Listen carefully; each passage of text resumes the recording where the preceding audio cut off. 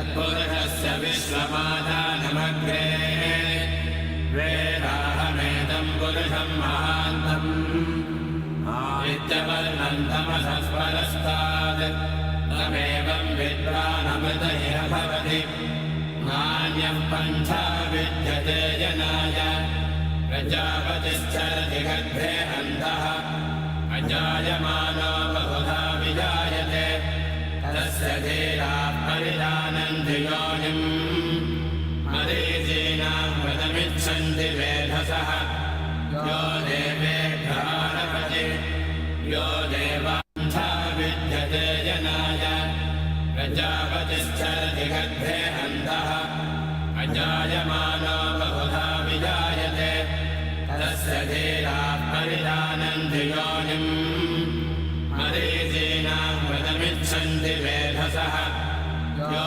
देवेभ्यः आरभते यो देवानां पुरोहितः पूर्वो यो देवेभ्यो जातः नमो ऋताय ब्राह्मये ऋतं ब्राह्मं जनयन्तः देवा अग्रे तदब्रुवन् यस्यैवं ब्राह्मणो विद्यात् तस्य देवाः संवसे प्रेष्ठते लक्ष्मीश्च पत्न्यौ अहोरात्रे पार्श्वे नक्षत्राणि रूपम् अश्विनौ यात्तम् इष्टं मनिधान अमुं मनिधान सर्वं मनिधान ॐ शान्तिः शान्तिः शान्तिः।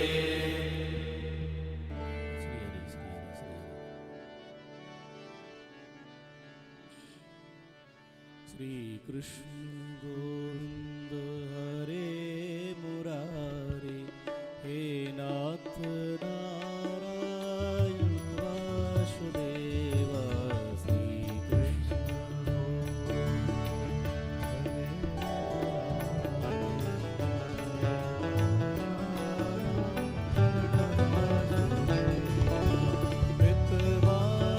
स्वामी सखा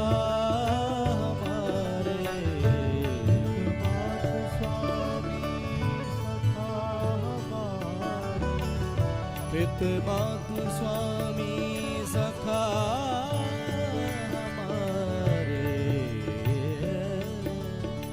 सखा हमारे नाथ नारायण वासुदेव श्री कृष्ण हरे मुरारे हे नाथ नारायण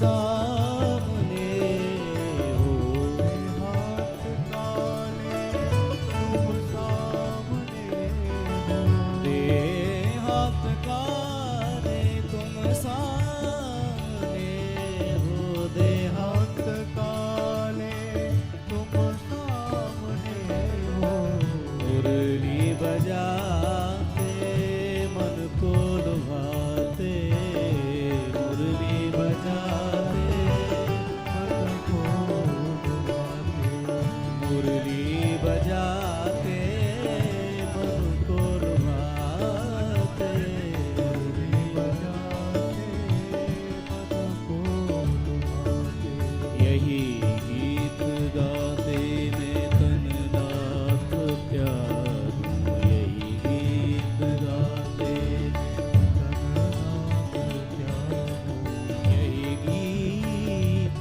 गाते मैं तन नाथ प्यारूं, हे नाथ नारायण वासुदेवा, राधे कृष्ण कृष्ण कृष्ण राधे राधे, राधे श्याम श्याम श्याम राधे राधे, राधे कृष्ण कृष्ण कृष्ण राधे राधे, राधे श्याम श्याम श्याम राधे।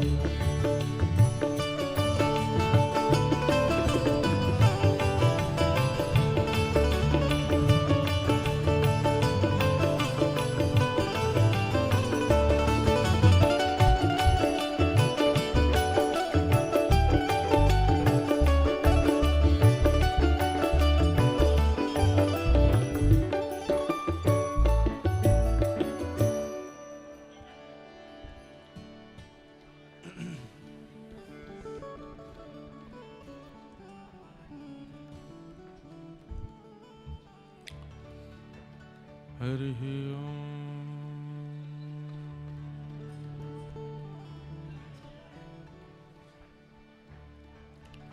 श्रीमते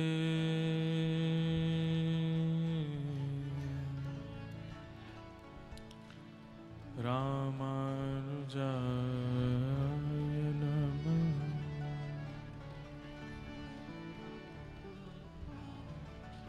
ध्येयं सदा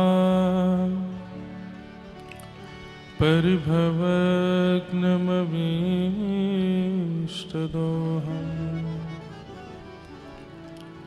तीर्थास्पदं शिवविरञ्चिनुतं शरणम् भृत्यार्थिहं प्रणतपालभवाब्धिपूतम् वन्दे महापुरुष ते चरणारविन्दम्।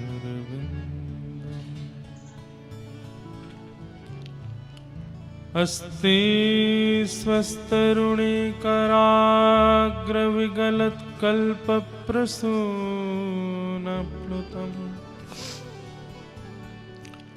वस्तु प्रस्तुतवेणुनादलहरी निर्वाणनिर्व्याकुलम् स्रस्तनिबद्धने विविलश गोपीसहस्रावृतम् हस्तन्यस्तनतापवर्गमखिलो दारं किशोराकृति लक्ष्मीनाथ समारंभा नाथयामुनमध्यमाम्